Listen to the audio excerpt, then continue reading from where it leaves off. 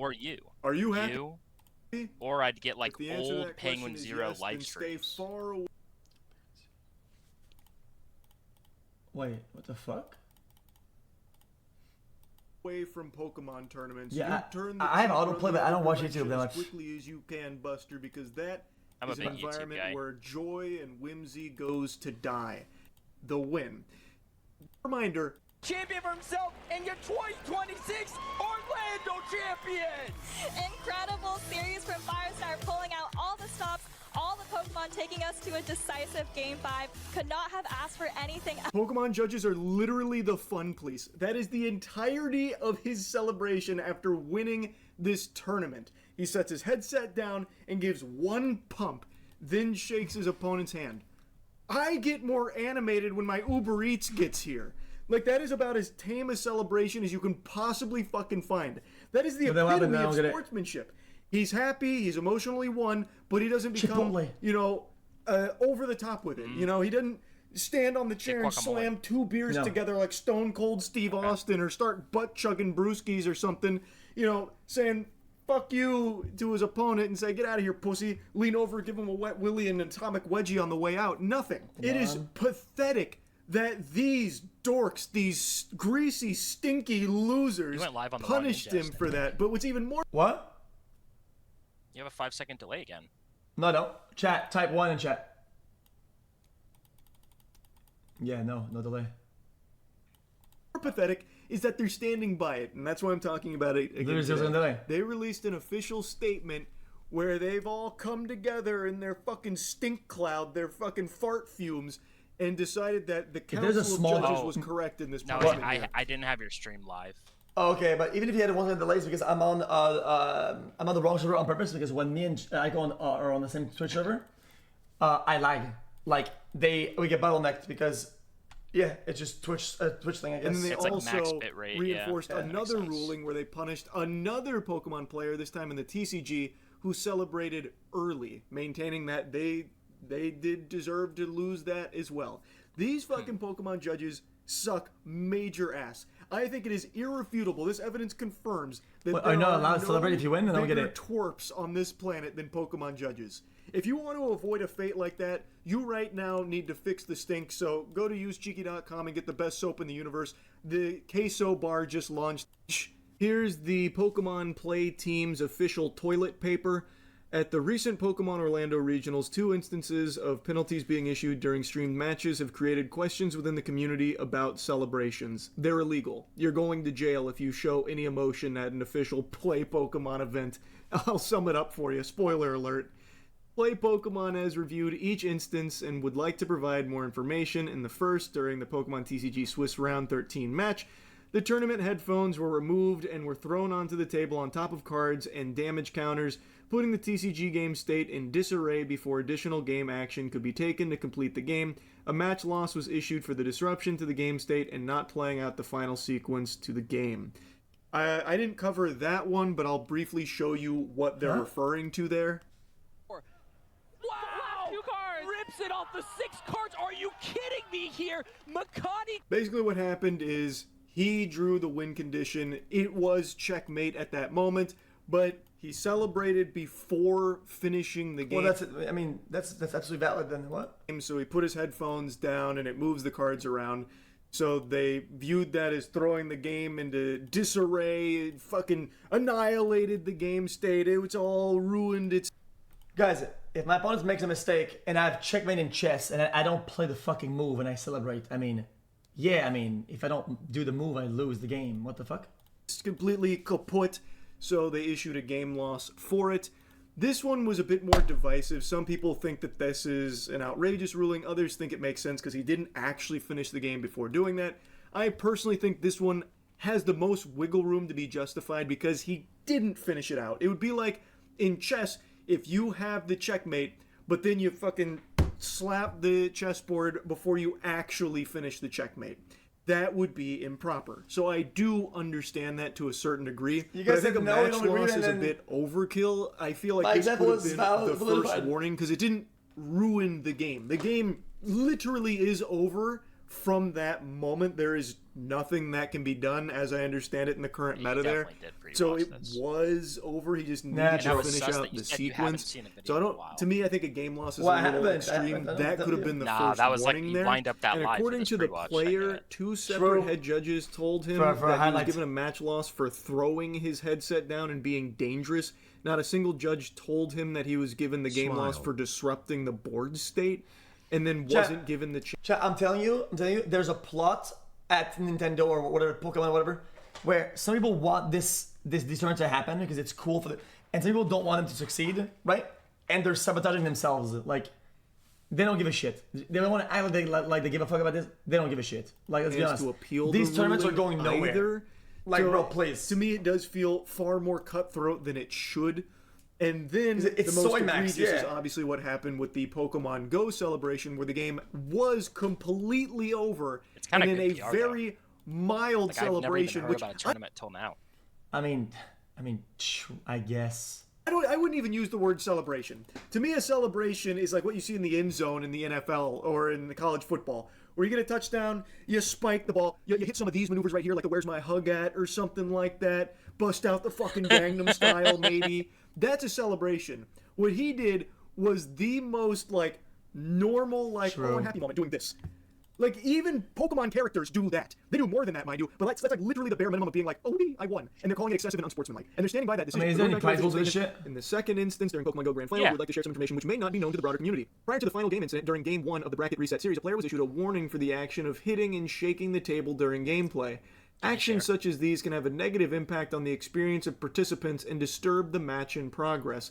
Then, during Game 5, the same player's behavior continued to be disruptive, including shaking the table to the point that there was a disruption to the broadcast experience. My God, bro. These repeated infractions resulted in a penalty that was escalated to game loss. If that isn't the biggest load of hooey I've ever heard, you can watch the footage yourself. There was nothing disruptive happening, not from what I went through and re-watched. Yo, just I don't know if you know.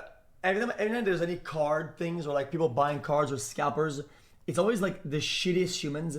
And at these tournaments, I swear people have the shittiest behavior. It's god awful. Yo, you ever heard about the guy who plays this shit who gets to like harassed like? Yo, it's awful. And plus, the game loss came after the celebration. You think the people doing the rules and all that are even people that I play believe, it? is what was being tossed around. But now they're saying it was actually because he was shaking the table. It was a fucking earthquake. I mean, but they were at like fucking Pokemon, but these are so uptight since he was having the one over there. We couldn't even get the broadcast going. It was so all over the place. It was a natural disaster, a fucking calamity. We will uphold the decisions made by the judges at this event. Pokemon judges are committed to bringing the best possible experience to our players by preserving the competitive integrity of our events. Yeah, it's in the shitter. It has completely been flushed down the tubes with this, by the way, because you could win grand finals, but you best be completely fucking stoic and silent. Even the slightest iota of a smirk will have that title stripped from your fucking cold dead paws. They will rip that W from your hands if they see you happy. What do you mean preserving the competitive integrity? You took away the winner's win and gave it to someone who lost, all over them celebrating slightly. Without them and their commitment to play Pokemon, we would not be able to hold events, and it is our expectation Dude, if I was the head at product at Pokemon, the thing I would cook would be so insane you have no idea. I would have something with the cards, have like a tracker or whatever, and I'd have the players stand up, whatever, and they would put the card down, and they would do an animation in 3D with a hologram, where it sends their Pokemon or the whatever, and then the other guy, and they would battle in real time in this hologram chamber, for the broadcast and in real life, and go, oh, I choose this. That's Yu-Gi-Oh, bro. It's literally just Yu-Gi-Oh. I do Fire Blast. You know what I mean? They are treated with the same respect as all people in the community. In the moment of a win, emotions are high, and we recognize that these emotions can lead to energetic reactions celebrating a win, which, by the way, didn't really happen here. It wasn't that energetic. My fucking play Pokemon piece and said the incident. Oh, I get that. Did I miss this show? Hey there. Yeah, I want. Just wanted to share the latest. Let's get to CDSLA's Rick Montanez with what we learned in court today. Rick, what are you hearing? Amy, Chris, the hearing just wrapped up within the half hour here, and cameras were not allowed in court, but I can tell you that the defendant, David Burke, was in court today in shackles and wearing that orange jumpsuit. The biggest new piece of evidence revealed, prosecutors say a significant amount of child porn found on Burke's cell phone. Now, I imagine that isn't just some... I mean, Chet, this isn't surprising. Some baseless claim from the prosecution. I mean, Chet, wouldn't it be de facto with that because the person that he was with is underage. Wouldn't that be like statutory CP? I mean, I feel like that just makes sense in that way. They probably have all Did they of say that they're saying evidence others as part of their 40 terabytes here that they will be providing to the Happy court. Friday, There's chat still a lot white of people processing that they are going through right now because there is so much that they have gathered in this case over the last 7 months. They didn't say that? But now I mean, they it's are not stating done. they have evidence that there was a significant amount of child porn on David's I don't know who device. this is, and I don't even know what any of We this also is. want No. The 40 terabytes is all of the evidence to be given into discovery, right? All of that. I mean, it's not. Yeah, I to feel like point out that this all happens one day after the medical examiner's report became public. That is the report on the death of I'm not trying to Celeste. sound smart, bro. I'm not trying to sound smart. Like, I know about this shit. Like, bro. I watch and research this. It's you that don't understand it. Like, yes, like. I just don't understand why this is surprising. Like, people on Twitter were like outraged at this, and they should be. They should be. But it's no different than what he did. Like it's like a fork found in kitchen, literally. It's like, dude. That orange jumpsuit, Rivas Hernandez. The report says, or I should say the family of Rivas Hernandez is absolutely devastated to learn the gruesome details contained in that write-up. That's according to a family statement. Because in that sense, what if the man said, oh, they're also charging him with R word, right? Oh my god, whoa, what the fuck? Dude, he's crazy. Brother. It is a de facto, it's a statutory. I mean, and they should, and they will. It's not like that would be oh, I'm so surprised. So these things, like, it makes sense because of what the nature of the case is. Like, So I don't know this why report this is says the surprising. 14-year-old girl died of sharp force trauma, but the autopsy was difficult because of the severe decomposition of her dismembered body when it was found in the singer's abandoned. No one has 40 terabytes of data. Again, you don't understand what you're talking about. The 40 terabytes is all the evidence to be submitted into discovery. All the fucking footage of all the body cams and the fucking and the neighbors' ring cameras. All that's everything. In Tesla last September. Like, The that's autopsy the minute revealed the grisly nature of her killing. It being sharp objects, and then it was mentioned why it was so difficult for them to figure out what actually killed her. It's because her body was chopped up and decomposing in the fucking trunk of this monster's car. So it made it difficult for the autopsy to definitively say what the cause of death was. And since the autopsy brought this information to light, people have been going through David's music and music videos and noticing some really fucking haunting shit in there. Most notably with the anime video he made for his song Rehab, where there is a character in there that bears a lot of similarity to Celeste Rivas Hernandez. Now, the music video came out in 2023, but David met Celeste as early as 2022, and in this music video, David cuts off that character's arm and then throws a sword, which stabs her in the stomach, killing her. In real life, Celeste had her body chopped into pieces and stuffed into bags, thrown in a trunk, and the autopsy revealed that her cause of death was sharp objects through the torso, notably her upper abdomen and hitting her liver. Now, of course, I have no doubt that none of that is going to be used in court in any way, shape, or form by the prosecution. I imagine they have far more solid... In what year? Is it 2022? Evidence to be bringing to court in that 40 terabytes. I don't think they'll be using, like, 23? similarities from the music video versus what actually happened, or, you know, video clips that exist where he's saying some crazy shit. I imagine they're going to be going for, like, completely irrefutable things that you can't just write off as a coinky-dink or something like that. But I wanted to mention it because it really does feel like David was just leaving breadcrumbs in his music to the sick and twisted person that he is. And that he had this, like, murderous intent. It's fucking sickening stuff. On Monday, he pled not guilty to the capital murder charges. We spoke with a former federal prosecutor just a short time ago here on CBS LA Mornings about this new evidence revealed in today's hearing and the fact that David's phone, according to prosecutors, contains child porn.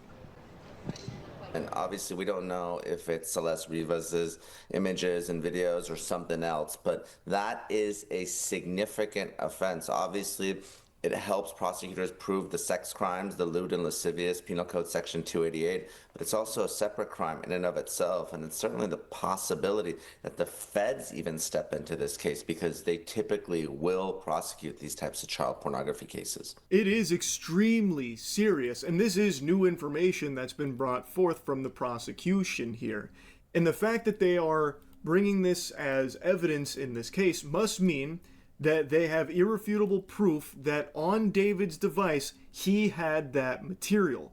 I have no idea how the David defenders will even begin to wrestle with that in mental gymnastics, some kind of excuse there, like, he was just holding it for somebody else. He's been framed again. They put it there. They framed him for the murder, now they're framing him with child porn. I have no idea how they could even begin to tackle that one. Because even though it hasn't been proven yet, the fact that the prosecution is even putting this forward means they must be able to prove beyond a shadow of a doubt that, yeah, his phone had child porn on it. So that's the newest piece of information that's been brought up. Now, as mentioned, they are still going through a lot of processing for a lot of digital evidence that they have compiled. So in a week, I believe about a week, it's going to go back with both sides, and they're going to discuss if they need even more time. No, I also don't agree at all with all the people that are like, all the fucking, listen, like, unless it's an actual meme or whatever, like, and some people are serious about, like, oh yeah, what about Jason the Ween? That's it. Like, well, like, it's like, it's odd, because that has also been some tweets that people are like serious, like, oh dude, like, we will take accountability, bro. It's gonna be for what? Like, you hang out with somebody that nobody can say whatever the fuck about them, and they end up being some fucking absolute creepo maniac. Like, if nobody knew anything, what the fuck are you supposed to do? Like, it's just a bad, like, hindsight Herald shit.